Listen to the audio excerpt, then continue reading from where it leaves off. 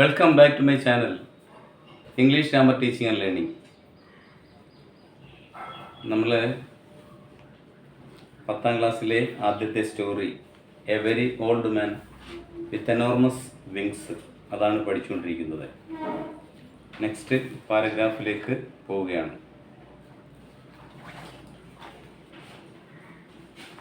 അപ്പം നമ്മൾ അവസാനത്തെ പാരഗ്രാഫ് ഞാനൊന്നുകൂടി ഒന്ന് വായിക്കാം. But when they went out into the courtyard at the first light of dawn, they found the whole neighborhood in front of the chicken coop having fun with the angel. അപ്പോൾ അടുത്ത പ്രഭാതത്തിൽ സൂര്യൻ്റെ ആദ്യ കിരണം ഭൂമിയിൽ പതിച്ചപ്പോൾ അവർ മുറ്റത്തേക്ക് ഇറങ്ങിയ അവസരത്തിൽ അവർ കണ്ടത് they found the whole neighbourhood in front of the chicken coop having fun with the Angel.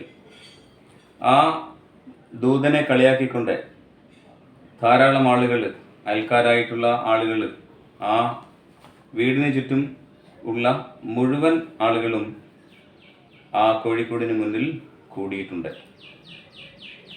The visitors were tossing him thing to eat through the openings in the coop. കോഴിക്കൂട്ടിലെ ഇടയ്ക്കിടയ്ക്ക് സ്പേസ് ഉള്ള സ്ഥലങ്ങളിലൂടെ വസ്തുക്കൾ തിന്നാൻ എറിഞ്ഞു കൊടുക്കുന്നു. It was as if he weren't super natural creature but a circus animal. അതൊരു യഥാർത്ഥത്തിൽ ഒരു അമാനുഷിക ജീവിയല്ല, മറിച്ചൊരു സർക്കസ് മൃഗമാണെന്ന നിഗമനത്തിൽ എത്തുന്നു. അവിടെ വരെയാണ് നമ്മൾ പഠിച്ചത്. Next paragraph. അതിനു മുൻപായിട്ട് ഇവിടെ ഒരു രണ്ടാമത്തെ ചോദ്യം, അതിനുത്തരം ഞാനിവിടെ എഴുതിയിട്ടുണ്ട്. Why was the old man unable to get up? എന്തുകൊണ്ടാണ് ആ പ്രായം ചെന്ന മനുഷ്യന് എഴുന്നേൽക്കാൻ കഴിയാതെ ഇരുന്നത്? Why was the old man unable to get up, could not get up? The old man was unable to get up because of his huge buzzard wings. അതിൻ്റെ കാരണം എന്താണെന്ന് ചോദിച്ചാൽ അത് ദൂതൻ്റെ ചിറകുകൾ വളരെ വിശാലമായിരുന്നു. Huge, enormous. Buzzard wings, buzzard means like eagle or hawk, അതായത് വലിയ കഴുകൻ. നമ്മൾ മരുഭൂമിയിലൊക്കെ കാണുന്ന കഴുകൻ്റെ ചിറകുകൾ കണ്ടിട്ടില്ലേ? വളരെ വിശാലമായ ചിറകുകളാണ്. ആ വിശാലമായ ചിറകുകൾ അത് ഒന്നുകൂടി വിശേഷിപ്പിച്ചിരിക്കുകയാണ്. ഹ്യൂജ് ബസാർഡ് വിങ്സ് എന്ന് പറഞ്ഞാൽ വിങ്സ് ലൈക്ക് ഹോക്കിൾ ഓർ ഈഗിൾ. ഇനി അതിൻ്റെ മറ്റൊരു പ്രത്യേകത എന്താണ്? Dirty and half പ്ലക്ട്. ഡേർട്ടി വളരെ വൃത്തികെട്ട, ആൻഡ് ഹാഫ് പ്ലക്ട് അതിൻ്റെ പകുതി ചിറകുകളും പറിച്ചു നീക്കിയിരിക്കുന്നു എന്ന് പറഞ്ഞാൽ പൂടയൊക്കെ പറിച്ചു മാറ്റിയിരിക്കുന്നു. വേറെ എൻഡാങ്കിൾഡ് ഇൻ ദി മഡ്, അതാണ് അത്. ഈ വിശാലമായ ചിറകുകൾ ആ മഴയത്ത് ചെളിക്കുണ്ടിൽ കമിഴ്ന്നു വീണ അവസരത്തിൽ പുതഞ്ഞുപോയി. Impeded him to get up. ഈ മഡാണ് അതിൻ്റെ ഒരു വിശേഷണമാണ്. Mud impeded him to get up, അതിൽ നിന്ന് എഴുന്നേൽക്കുവാൻ അയാളെ പ്രിവെൻറ്റ് ചെയ്തു. അതാണ് എംപഡഡ് മീൻസ് പ്രിവെൻറ്റ് അല്ലെങ്കിൽ തടസ്സപ്പെടുത്തി. ഇതാണ് ആ സെക്കൻഡ് ക്വസ്റ്റിൻ്റെ answer. Why was the old man unable to get up? എന്തുകൊണ്ടാണ് ആ പ്രായം ചെന്ന മനുഷ്യനെ എഴുന്നേൽക്കാൻ കഴിയാതെ വന്നത്? The old man was unable to get up because of his huge buzzard wings dirty and half legged were entangled in the mud impeded him to get up. നമ്മളെ ഷോർട്ടായിട്ട് അങ്ങനെ തന്നേ ഉള്ളു, ഓരോ സെൻറ്റൻസ് ആക്കാതെ. ഇതാണ് അതിൻ്റെ രണ്ടാമത്തെ ചോദ്യത്തിൻ്റെ ഉത്തരം. ഇനി ഈ നമ്മൾ ഇതുവരെ പഠിച്ച ഭാഗത്തെ ചില ഗ്ലോസറിയിലൂടെ ഒന്ന് കടന്നു പോവാം. വേർഡ് മീനിങ്സ് അതുകൂടെ ഒന്ന് എക്സ്പ്ലെയിൻ ചെയ്തു പോകാം.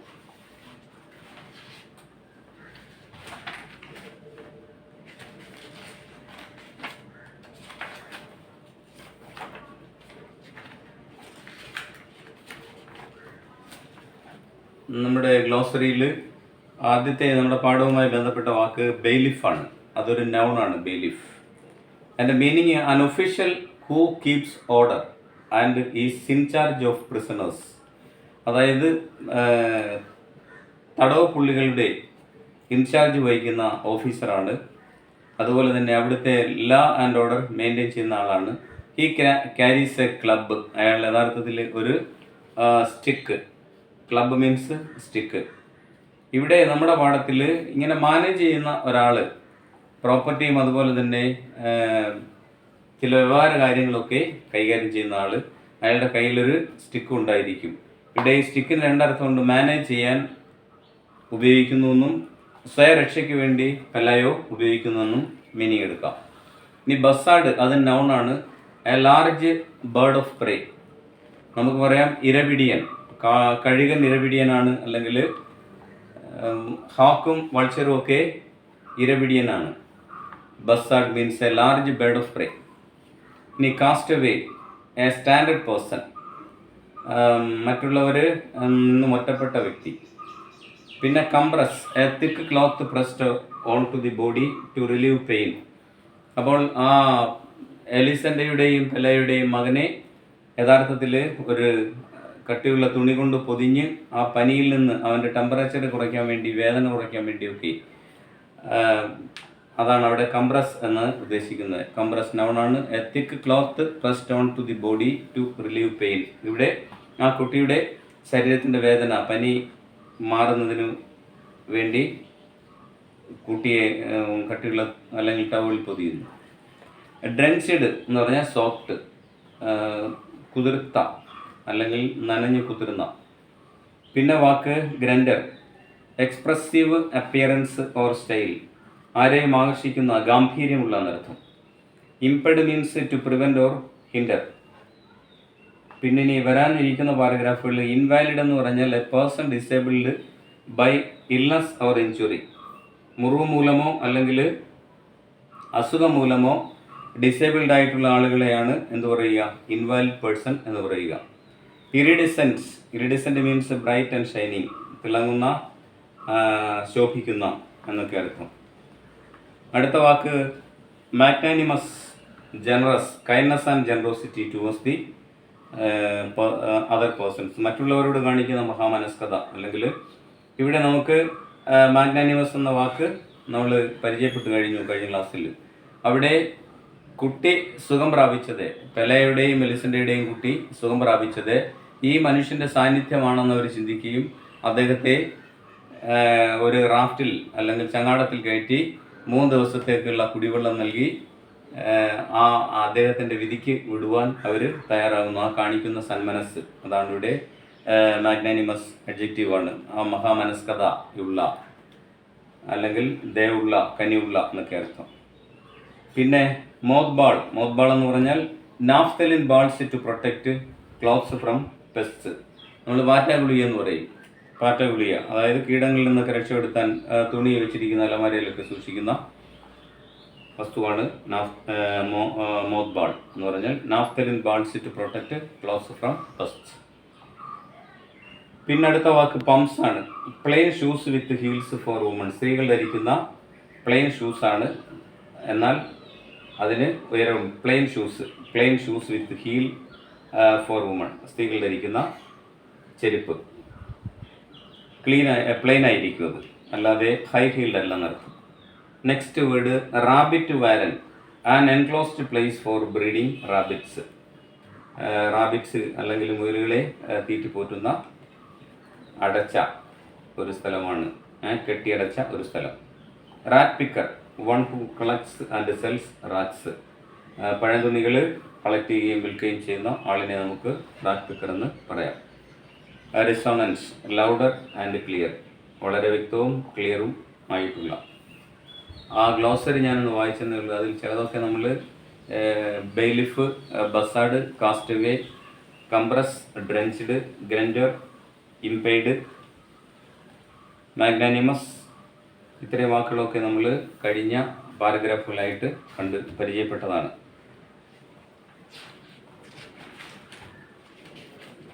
അപ്പോൾ അടുത്ത പാരഗ്രാഫിലേക്ക് നമുക്ക് കിടക്കാം. The news of the captive angel spread with great rapidity. ഈ വാർത്ത, ഏത് വാർത്ത? The news of the captive angel spread with great rapidity. ഇവിടെ പെലായയുടെ വീട്ടിൽ ഒരു ദൂതനെ തടവുകാരനായി പിടിച്ചിരിക്കുന്നു. ഈ വാർത്ത, the news of the captive angel spread with great rapidity, വളരെ പെട്ടെന്ന് കാട്ടുതീ പോലെ ഈ വാർത്ത പരന്നു. ആഫ്റ്റർ ഫ്യൂ അവേഴ്സ്, കുറച്ച് മണിക്കൂറുകൾക്കുള്ളിൽ ശേഷം, the courtyard had the bustle of a market place, അതൊരു ചന്തയിലെ തിരക്ക് പോലെയായി ഇയാളുടെ മുറ്റം. ആളുകളെ കൊണ്ട് നിറഞ്ഞു. പല ഭാഗത്തു നിന്നും ആളുകൾ വന്നു. ഒന്ന്, ഇതൊരു സ്പിരിച്വൽ ബോഡിയാണെന്ന് ആളുകൾ ചിന്തിക്കുന്നു. അവിടെയാണ് ഫെയ്ത്ത് നമുക്ക് കാണാൻ പറ്റുന്നത്. അവിടെ ചെന്നാൽ ഈ മാലാഖയെ കണ്ടു കഴിഞ്ഞാൽ അസുഖം മാറും. അങ്ങനെ പല തരത്തിൽ ഡിസേബിൾഡ് ആയിട്ടുള്ള ആളുകൾ അവിടെ മുട്ടം നിറച്ചായി. The couple had to call in troops to dispose the mob. ഈ ജനക്കൂട്ടത്തെ പിരിച്ചുവിടാൻ വേണ്ടി സൈന്യത്തെ പോലും വിളിക്കേണ്ടി വന്നിരുന്നു എന്നാണ് പറയുന്നത്. The couple had to call വിളിക്കേണ്ടി വന്നിരുന്നു, സൈന്യത്തെ വിളിക്കേണ്ടി വന്നിരുന്നു. ടു ഡിസ്പോസ് ദി മോബ്, ഈ ആൾക്കൂട്ടത്തെ പിരിച്ചുവിടാൻ. അതാണ് ആ പാരഗ്രാഫിൽ പറയുന്നത്. അപ്പോൾ the news of the captive angel spread with great rapidity. After a few hours, the courtyard had the bustle of a market place. The couple had to call in troops to dispose the mob. Next paragraph. They got the idea of fencing in the yard. അപ്പോൾ അവർക്കൊരു idea ഉദിച്ചു. ആളുകൾ ഇങ്ങനെ തിരക്ക് കൂട്ടുന്നു ഇയാളെ കാണാൻ വേണ്ടി. അപ്പോൾ അവർക്ക് they got the idea, Pelayo and Elisenda got the idea of fencing in the yard. ആ മുറ്റം വേലി കെട്ടിത്തിരിക്കുക. And charging 5 cents for admission to see the angel. ഇനി ഏഞ്ചലിനെ കാണണമെന്നുണ്ടെങ്കിൽ, ഈ ദൂതനെ കാണണമെന്നുണ്ടെങ്കിൽ 5 cent കൊടുത്തേ പറ്റൂ. Cent means a monetary unit of US and Canada. യു എസിലെയും കാനഡയിലെയും ഒരു മോണിറ്ററി യൂണിറ്റാണ് ലൈക്ക് റുപ്പി, ഇന്ത്യൻ റുപ്പി എന്ന് പറയുന്ന പോലെ. That is the 1/100th of equal to dollar or euro. അതായത് 100-1, $1 100-1 അല്ലെങ്കിൽ €1 100-1 വാല്യൂവിന് ഈക്വൽ ആയിട്ടുള്ള മോണിറ്ററി യൂണിറ്റാണ് സെൻറ്റ് എന്ന് പറയുന്നത്. അപ്പോൾ ഇവിടെ ഈ ദൂതനെ കാണണമെങ്കിൽ 5 cent കൊടുത്ത് അഡ്മിഷൻ എടുക്കണം എന്ന വ്യവസ്ഥയിലെത്തി. The curious came from far away. ജിജ്ഞാസുക്കൾ, ഇയാളെ കാണാനുള്ള, ക്യൂരിയസ് മീൻസ് ജിജ്ഞാസുക്കൾ, one who curious about to see this creature. അപ്പോൾ ഈ വസ്തുവിനെ, ഈ ആളിനെ കാണുന്നതിനുള്ള ക്യൂരിയോസിറ്റി, അങ്ങനെ ക്യൂരിയസ് ആയിട്ടുള്ള ജിജ്ഞാസുക്കളായിട്ടുള്ള ആളുകൾ ദൂരെ നിന്നൊക്കെ എത്തി. The most unforgettable invalids on earth came in search of health. The most unfortunate invalids, അതാണ് ആ സെൻസ് നോക്കി. The most unfortunate, much more, most superlative degree, the article definite ഉപയോഗിച്ചിരിക്കുന്നു. The most unfortunate invalids means വിലയില്ലാത്ത അസാധുക്കൾ ആയിട്ടുള്ള ആളുകൾ, അതായത് disabled ആയിട്ടുള്ള ആളുകൾ, അംഗവൈകല്യമുള്ളവരും അസുഖക്കാരും ഒക്കെ, അങ്ങനെയുള്ളവരെ നമുക്ക് ഇൻവാലിഡ്സ് എന്ന് പറയാം. ഫിസിക്കലി ഡിസേബിൾഡ് ആയിട്ടുള്ള ആളുകൾ, ബലഹീനരായിട്ടുള്ള ആളുകൾ, അസുഖം ബാധിച്ച ആളുകൾ. അതിൽ the most unfortunate invalids, unfortunate ദൗർഭാഗ്യകരമായിട്ടുള്ള ആളുകൾ, ഭാഗ്യം സിദ്ധിക്കാത്ത ആളുകൾ. On earth came in search of health, അതാണ്. ഇങ്ങനെയുള്ള ആളുകൾ എവിടെ എത്തി? നമുക്കറിയാമല്ലോ, ഒരു മന്ത്രവാദി എവിടെ വന്നിട്ടുണ്ട്, അയാൾ എല്ലാ രോഗവും മാറ്റും, വെള്ളം കുടയും, പിന്നെ ഭസ്മം ഇടും എന്നൊക്കെ പറയുമ്പോൾ ആളുകൾ അവിടെ തടിച്ചുകൂടും. Like that. അതുപോലെയാണ് ഇവിടെ ആളുകൾ വന്നു. ആ ദൂതനെ കണ്ടു കഴിഞ്ഞാൽ ആരോഗ്യപരമായിട്ട്, ആരോഗ്യ സംരക്ഷണത്തിന് വേണ്ടി on earth came in search of, ഭൂമിയിലെ മുഴുവൻ ആളുകളും, അതാണ് ഇവിടെ പറഞ്ഞിരിക്കുന്നത്. The most unfortunate Invalides on earth came in search of health. അവരുടെ ആരോഗ്യ സംരക്ഷണത്തിന് വേണ്ടി എങ്ങനെ തൻ്റെ രോഗത്തിൽ നിന്ന്, അസുഖത്തിൽ നിന്ന്, ദുഃഖത്തിൽ നിന്നൊക്കെ രക്ഷ നേടാം ഇയാളെ കണ്ടു കഴിഞ്ഞാൽ. അവിടെയാണ് നമുക്ക് എന്ത് കാണാൻ പറ്റുന്നത്? ഫെയ്ത്ത്, ആളുകളിലുള്ള വിശ്വാസം. ഇവിടെ സൂപ്പർസ്റ്റിഷനും ഉണ്ട്, വിശ്വാസവുമുണ്ട്, അന്ധവിശ്വാസവുമുണ്ട്. യഥാർത്ഥത്തിൽ നമ്മളെ സംബന്ധിച്ച് ഒരു അന്ധവിശ്വാസമാണ് അങ്ങനെ മാറും എന്നുള്ളത്. അപ്പോൾ ആ പാരഗ്രാഫിൽ നമ്മൾ അതിൻ്റെ തീമായിട്ട് വേണമെങ്കിൽ എന്തെടുക്കാം? രണ്ട് തീം അവിടെയുണ്ട്. ഒന്നാമത്തെ തീം എന്ന് പറഞ്ഞാൽ ഹ്യൂമൻ ബിഹേവിയർ ഈസ് ഡിഫറൻറ്റ്. മനുഷ്യൻ്റെ സ്വഭാവം എന്ന് പറയുന്നത് വളരെ വൈവിധ്യമുള്ളതാണ്. And also greedy. ഇവിടെ നോക്കിയേ, പെലയോ ആൻഡ് എലിസൻഡ വേർ ഗ്രീഡി. അവർ അത്യാഗ്രഹികളായിരുന്നു എന്ന് തെളിയിക്കുന്നു. കാരണം ഇയാളെ കാണുന്നതിന് 5 സെൻറ്റ് വെച്ച് അഡ്മിഷൻ എടുക്കണമെന്ന് പറയുമ്പോൾ അത്യാഗ്രഹികളായിത്തീരുന്നു. പണം സമ്പാദനം ആണ് അവരുടെ ലക്ഷ്യം എന്ന് മനസ്സിലാക്കുന്നു. അപ്പോൾ ഒരു സൈഡിൽ അങ്ങനെ, മറ്റൊരു സൈഡിൽ ഫെയ്ത്ത്. ആളുകൾ ദൂരെ നിന്നൊക്കെ വന്ന് ഈ ഓൾഡ് മാനെ കാണുമ്പോൾ, ഈ ദൂതനെ കാണുമ്പോൾ അവരുടെ എല്ലാ സുഖവും മാറും, അല്ലെങ്കിൽ അയാൾ നൽകുന്ന വസ്ത്രം ഇടുമ്പോൾ എന്നൊക്കെ ഉള്ള ചിന്താഗതിയിൽ ആളുകൾ, അവിടെ ഫെയ്ത്ത് ഉണ്ട്. അതുപോലെ തന്നെ ഇപ്പുറത്ത് ഗ്രീഡ്, ഹ്യൂമൻ നേച്ചറിനെ സംബന്ധിച്ചാണ് ആ തീം എക്സ്പ്രസ് ചെയ്യുന്നത്. Then Pelayo and Elisenda were happy with fatigue. അവർ പെലയും എലിസൻഡയും വളരെ സന്തോഷം ഉള്ളവരായി മാറി. എന്താ കാരണം? In less than a week they had crammed their rooms with money. Pelayo and Elisenda were happy with ഫാറ്റിക്.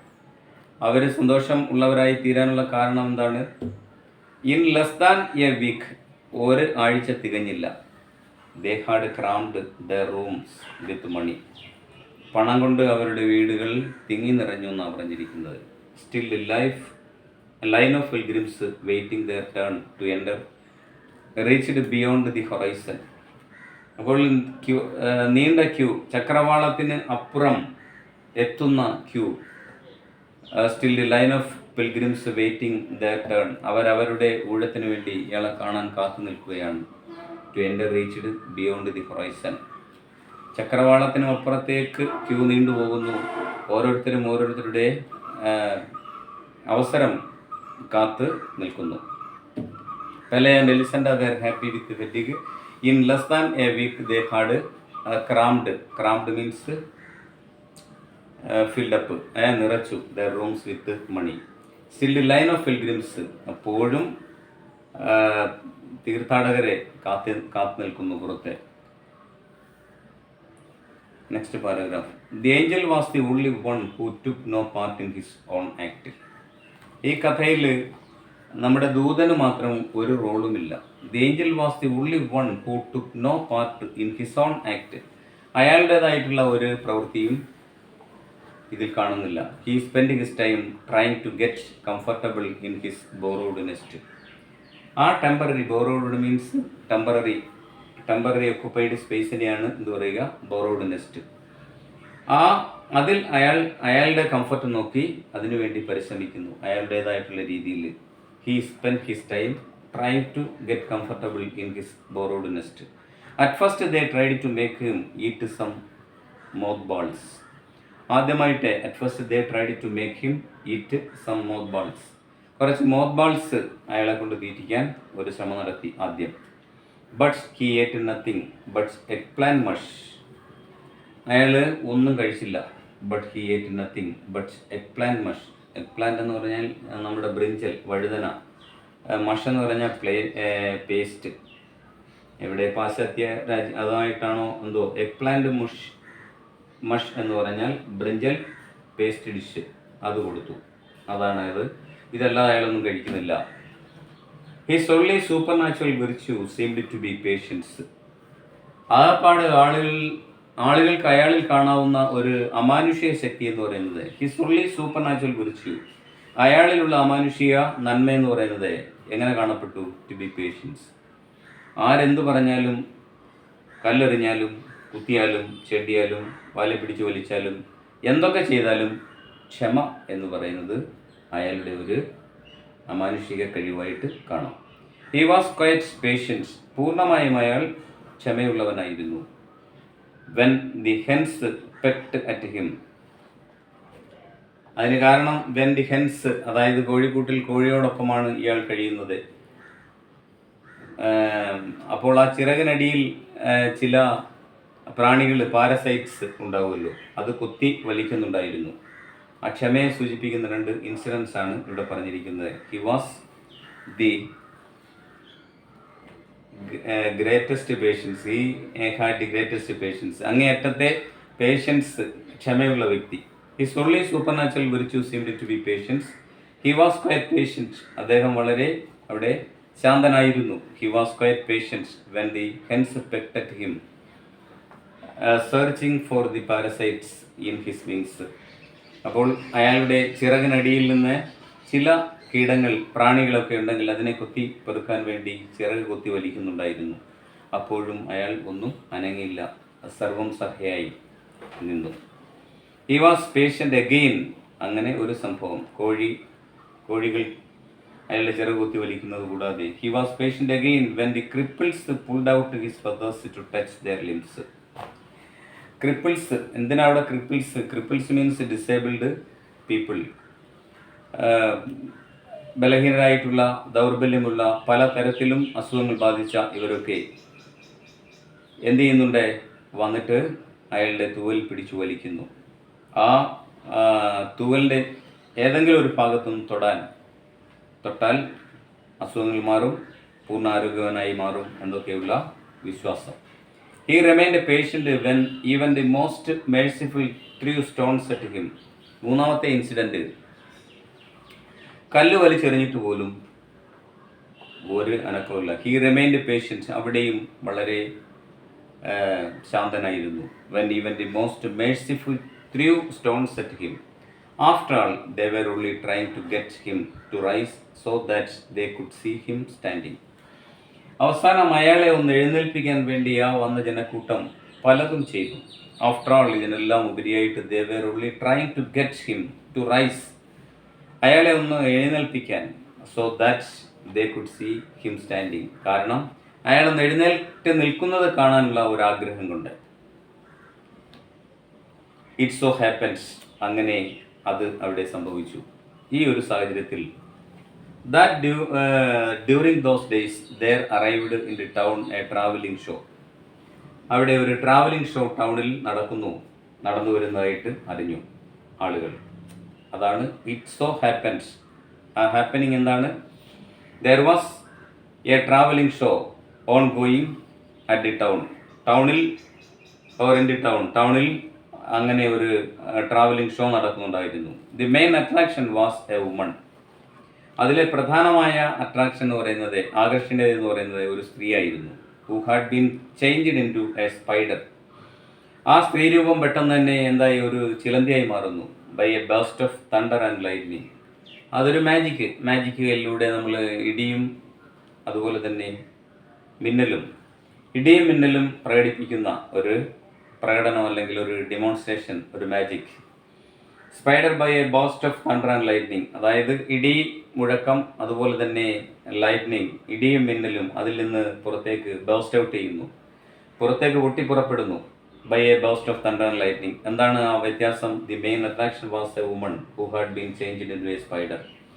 ഈ നാദത്തോടുകൂടി, ഇടിമിന്നലോടുകൂടി ഒരു സ്ത്രീ രൂപം എന്തായി മാറുന്നു? ഒരു ചിലന്തിയായി മാറുന്ന രൂപം. അപ്പോൾ ആളുകളെല്ലാം ആ ഒരു രൂപം ദർശിക്കാനായിട്ട്, അറിയാമല്ലോ, പുതിയൊരു സംരംഭം എത്തിക്കഴിഞ്ഞാൽ അവിടേക്ക് നീങ്ങുന്നു. The admission fee to see her was less than the fee to see the angel. മറ്റൊരു പ്രത്യേകത എന്ന് പറഞ്ഞാൽ ഇവിടെ 5 സെൻറ്റ് ആണെങ്കിൽ അവിടെ 5 സെൻറ്റിൽ കുറവാണ് ഈ ഷോ കാണാൻ വേണ്ടി. അപ്പോൾ ആളുകളെല്ലാം അങ്ങോട്ട് നീങ്ങുന്നു, പട്ടണത്തിലേക്ക് നീങ്ങുന്നു, ടൗണിലേക്ക് നീങ്ങുന്നു ആ കാഴ്ച കാണാൻ. So the people flocked to see her. ആളുകൾ അവിടെ തടിച്ചുകൂടി. They were also permitted to ask her all manner of questions about her absurd state. അതുപോലെ തന്നെ മറ്റൊരു പ്രത്യേകത എന്ന് പറഞ്ഞാൽ ഏത് ചോദ്യം വേണമെങ്കിലും, ഏത് തരത്തിലുള്ള ചോദ്യം വേണമെങ്കിലും ഈ സ്ത്രീയോട് ചോദിക്കാൻ പറ്റുമായിരുന്നു. They were also permitted to ask her all manner of questions about her absurd state. അവരുടെ ഈ ഒരു അസംബന്ധമായ ഇൻഅപ്രോപ്രിയേറ്റ് സ്റ്റേറ്റ്, അതാണ് അബ്സർഡ്. അബ്സർഡ് മീൻസ് അസംബന്ധമായ അല്ലെങ്കിൽ ഇൻഅപ്രോപ്രിയേറ്റ് സ്റ്റേറ്റ്, അതിനെക്കുറിച്ച്. അപ്പോൾ ഇവിടെ സൂപ്പർ നാച്ചുറൽ പവർ ഒരു സ്ഥലത്ത്, അതുപോലെ തന്നെ അതൊരു ഹ്യൂമൻ ബോഡിയായിട്ട്, human curiosity, spiritual or supernatural significance ആണ് ഇവിടെ തെളിയിക്കപ്പെടുന്നത്. അപ്പോൾ ഒരു മിത്താണോ അല്ലെങ്കിൽ അവിടെ റിയാലിറ്റി മിത്ത് അല്ലെങ്കിൽ ഫാൻറ്റസി, ഇതിൽ ഏതാണ്? ഇത് രണ്ടും നെയും ഇല്ലായ്മ ചെയ്യുന്ന ഒരു പുതിയ ടെക്നിക്സ് ആണല്ലോ ഇവിടെ ഉപയോഗിച്ചിരിക്കുന്നത്, മാജിക്കൽ റിയലിസം എന്നതിലൂടെ. അപ്പോൾ നമ്മൾ ഇതിൻ്റെ തീംസായിട്ട് ഏതൊക്കെ കണ്ടു കഴിഞ്ഞു? ഫെയ്ത്ത് കണ്ടു, ബിലീഫ് കണ്ടു, ഹ്യൂമൻ നേച്ചർ കണ്ടു, കമ്പാഷൻ കണ്ടു, അതുപോലെ തന്നെ ഗ്രീഡും മെറ്റീരിയലിസം ഒരു ഭാഗത്ത്. മെറ്റീരിയലിസത്തിൻ്റെ വസ്തുതയാണ് നമ്മളിവിടെ കണ്ടത്. 5 സെൻറ്റ് വെച്ചിട്ട് അല്ലേ വേലി കെട്ടി തിരിച്ച് അഡ്മിഷൻ ഫീ വാങ്ങിച്ച് ഇയാളെ കാണിക്കുന്ന അവസ്ഥ. അപ്പോൾ മനുഷ്യൻ ഇങ്ങനെ വിവിധ തരത്തിൽ, അതാണ് ഹ്യൂമൻ നേച്ചർ ഈസ് ഇൻഡിഫറൻറ്റ് എന്ന് പറയാൻ കാരണം. മനുഷ്യൻ പലരും പല സ്വഭാവക്കാരാണ്. ഒരു കൂട്ടം ആളുകൾ ഈ സ്പിരിച്വാലിറ്റിയിൽ വിശ്വസിക്കുന്നു, അല്ലെങ്കിൽ ഇതൊരു ദൂതനാണ്, ഏഞ്ചലാണ്, അതുകൊണ്ട് ഇയാൾക്ക് സൂപ്പർ നാച്ചുറൽ പവേഴ്സ് ഉണ്ട്, അദ്ദേഹത്തെ കണ്ടാൽ എല്ലാ രോഗവും മാറും എന്ന രീതിയിൽ ചിന്തിക്കുന്നു. പിന്നെ മനുഷ്യൻ പൈസ ഉണ്ടാക്കാൻ വേണ്ടി അതിനെ ഒരു കൊമേഴ്സ്യൽ യൂട്ടിലൈസേഷന് വേണ്ടി ഉപയോഗിക്കുന്നു, അല്ലെങ്കിൽ മെറ്റീരിയലിസം അവിടെ നമുക്ക് കാണാൻ പറ്റും, ഗ്രീഡ് കാണാൻ പറ്റും. Yes, once again I read the same paragraph. The news of the captive angel spread with great rapidity. After a few hours, the courtyard had the bustle of a marketplace. The couple had to call in troops to disperse the mob. They got the idea of fencing in the yard and charging 5 cents for admission to see the angel. The curious came from far away. The most unfortunate invalids on earth came in search of health. Pelayo and Elisenda were happy with fatigue. In less than a week, they had crammed their rooms with money. Still, the line of pilgrims waiting their turn to enter reached beyond the horizon. The angel was the only one who took no part in his own act. He spent his time trying to get comfortable in his borrowed nest. At first, they tried to make him eat some mothballs, but he ate nothing but eggplant mush. His only supernatural virtue seemed to be patience. He was quite patient when the hens pecked at him, searching for the parasites in his wings. He was patient again when the cripples pulled out his feathers to touch their limbs with. He remained patient when even the most merciful threw stones at him. After all, they were only trying to get him to rise so that they could see him standing. It so happened that during those days there arrived in the town a traveling show. The main attraction was a woman who had been changed into a spider by burst of thunder and lightning. The admission fee to see her was less than the fee to see the angel. So the people flocked to see her. They were also permitted to ask her all manners of questions about her absurd state. So today I sum up. അപ്പോൾ നമ്മൾ ഇന്ന് ഒരു 4 paragraph ഇന്ന് നമ്മൾ പഠിച്ചു.